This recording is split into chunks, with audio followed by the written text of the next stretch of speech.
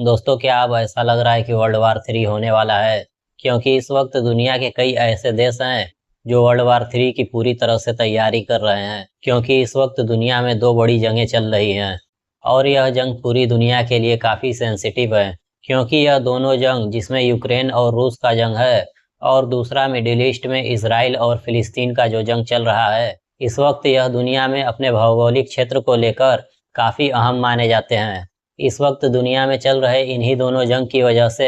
ऐसा लग रहा है कि पूरी दुनिया में वर्ल्ड वार 3 छिड़ जाएगा, क्योंकि इन दोनों जगहों पर हो रहे इन जंगों को 2 साल से ज्यादा हो गया है और यह जंग रुकने का नाम ही नहीं ले रहा है, जिसे देखकर अब पूरी दुनिया को यह महसूस हो रहा है कि इन दोनों जंगों में से ही कोई एक जंग वर्ल्ड वार 3 का कारण बन सकता है। क्योंकि जिस तरह से इस वक्त मिडिल ईस्ट में इसराइल फिलिस्तीन पर कब्जा करने की कोशिश कर रहा है और इस सदी का सबसे बड़ा जेनोसाइड अब तक कर चुका है, जिसमें ऑफिशियली रिकॉर्ड में बताया जा रहा है कि अब तक इसराइल ने फिलिस्तीन के 65,000 लोगों को कत्ल कर दिया है। इन 65,000 लोगों में 20,000 बच्चे शामिल हैं और इस वक्त इसराइल अभी भी पूरे फिलिस्तीन में इस सदी का सबसे बड़ा कत्लेआम कर रहा है। इस वक्त इसराइल की तरफ से फिलिस्तीन में किए जा रहे इसी कत्लेआम और पूरी तरह से फिलिस्तीन पर कब्जे की प्लानिंग के अलावा इस वक्त इसराइल पूरे मिडिल ईस्ट पर कब्जा करने की प्लानिंग कर रहा है। इसी बात को लेकर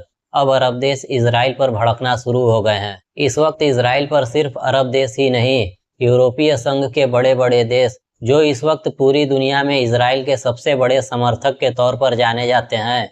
जिसमें फ्रांस, ब्रिटेन, बेल्जियम और कई अन्य ईसाई देश जैसे कनाडा, न्यूजीलैंड और ऑस्ट्रेलिया ने भी इसराइल पर उंगली उठाना शुरू कर दिया है। और इन ईसाई देशों ने तो इस वक्त इसराइल को बुरी तरह से घेर लिया है। फ्रांस के राष्ट्रपति इमैनुअल मैक्रॉन ने तो यहाँ तक कह दिया है कि इस वक्त इसराइल जिस तरह से गजा और वेस्ट बैंक के लोगों को मारकर वहाँ की जमीनों को अपने देश में शामिल करने की कोशिश कर रहा है, मैक्रॉन ने साफ कहा है कि इसे फ्रांस कभी भी स्वीकार नहीं करेगा और फ्रांस हमेशा मिडिल ईस्ट में फिलिस्तीनी समूह को अपना समर्थन देता रहेगा। फ्रांस के राष्ट्रपति इमैनुअल मैक्रॉन ने तो यहाँ तक ऐलान कर दिया है कि वह इसी महीने अमेरिका में होने वाले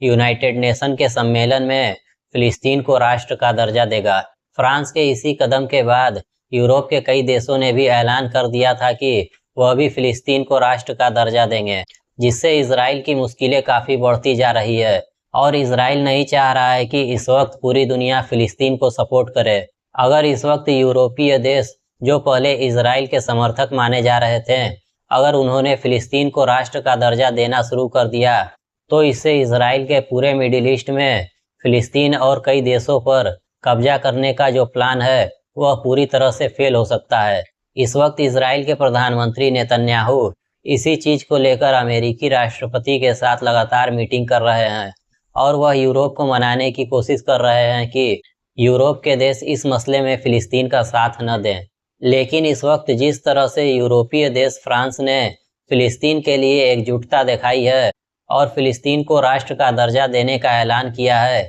इसके बाद से ही पूरे यूरोपीय देशों की तरफ से फिलिस्तीन को राष्ट्र का दर्जा देने का ऐलान किया जाने लगा। वहीं अभी 2 दिन पहले यूरोप के एक देश बेल्जियम ने भी फिलिस्तीन को राष्ट्र का दर्जा देने का ऐलान कर दिया है, जिससे इसराइल की मुश्किलें काफ़ी बढ़ती जा रही है। इन्हीं चीज़ों को देखते हुए इस वक्त अमेरिका और इसराइल ने पूरे गजा और वेस्ट बैंक के इलाकों को जल्द से जल्द इसराइल में मिलाने की कोशिश कर रहे हैं। इस वक्त यूरोपीय देश और मिडिल ईस्ट के अरब देशों की तरफ से इसराइल और अमेरिका को फिलिस्तीन पर जिस तरह से चेतावनी दिया जा रहा है, इससे अमेरिका और इसराइल काफ़ी घबराए हुए हैं। इस वक्त फिलिस्तीन के सपोर्ट में यूरोपीय देश और मिडिल ईस्ट के देशों के अलावा दुनिया के 2 सबसे शक्तिशाली देश रूस और चीन भी फिलिस्तीन के सपोर्ट में पूरी तरह से खड़े हो गए हैं, जिससे इस वक्त इसराइल की मुश्किलें काफ़ी बढ़ती जा रही है। भले ही इसराइल इस वक्त पूरे फिलिस्तीन में कत्लेआम मचा रहा है, लेकिन जिस तरह से इस वक्त पूरे दुनिया में फिलिस्तीन को समर्थन मिल रहा है, इन्हीं सपोर्ट्स को देखकर अब मिडिल ईस्ट के देश, जो इसराइल के तरफ से फिलिस्तीन पर 2 साल से किए जा रहे जुल्म को नज़रअंदाज कर रहे थे, अब वह भी मिडिल ईस्ट के देश इसराइल को इस वक्त खुलकर वार्निंग देना शुरू कर चुके हैं। इस वक्त मिडिल ईस्ट के सबसे फेमस देश, वैसे तो मिडिल ईस्ट के सभी देश पूरी दुनिया में फेमस हैं, लेकिन यूनाइटेड अरब अमीरात ने इस वक्त इसराइल को खुली चेतावनी देते हुए कहा है कि अगर इसराइल ने अब गजा, वेस्ट बैंक और मस्जिद अल अक्सा के आसपास के क्षेत्रों को कब्जा करने की कोशिश करता है तो इसराइल को अपने रेड लाइन को पार करने का दोषी माना जाएगा और इसके बाद इसराइल को अरब देशों की तरफ से भारी कीमत चुकाना पड़ेगा। मिडिल ईस्ट का यह देश, जिसे हम यूनाइटेड अरब अमीरात के नाम से जानते हैं, यह वही देश है जो पूरे मिडिल ईस्ट में इसराइल के सबसे करीब माना जाता है और जिसने 2 सालों तक इसराइल द्वारा गजा पर किए जा रहे अत्याचार और वहां पर फिलिस्तीनियों के जेनोसाइड को लेकर अब तक कुछ नहीं कहा था। अब वहीं यूएई की तरफ से इसराइल को इतने खतरनाक वार्निंग दिए जाने के बाद यूएई के इस बयान ने इस वक्त पूरे मुस्लिम दुनिया को शॉक्ड कर दिया है। वहीं अब यूएई के तरफ से इसराइल पर इस तरह के बयान आने के बाद अब पूरे मुस्लिम दुनिया में एक नई लहर दौड़ गई है, जिसमें कहा जा रहा है कि अब बहुत जल्द अरब के देश मिडिल ईस्ट में इसराइल के खिलाफ मोर्चा खोलने जा रहे हैं। और इस वक्त जिस तरह से पूरे फिलिस्तीन को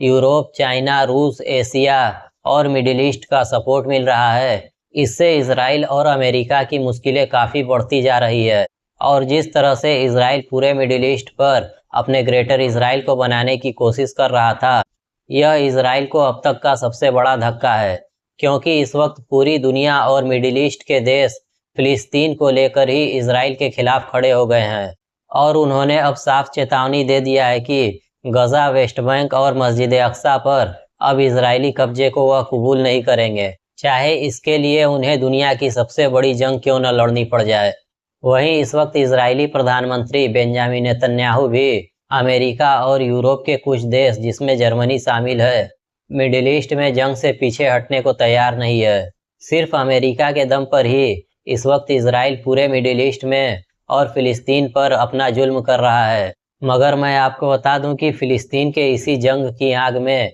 इसराइल के साथ साथ अमेरिका भी पूरी तरह से तबाह हो जाएगा और यही फिलिस्तीन आने वाले वक्त में इसराइल और अमेरिका के लिए कबर बनने वाला है। अमेरिका और इसराइल को जो ताकतवर होने का घमंड है, वह फिलिस्तीन के इसी जंग में खत्म होकर रहेगा और इसे आने वाले वक्त में हम और आप अपनी आंखों से देखने वाले हैं।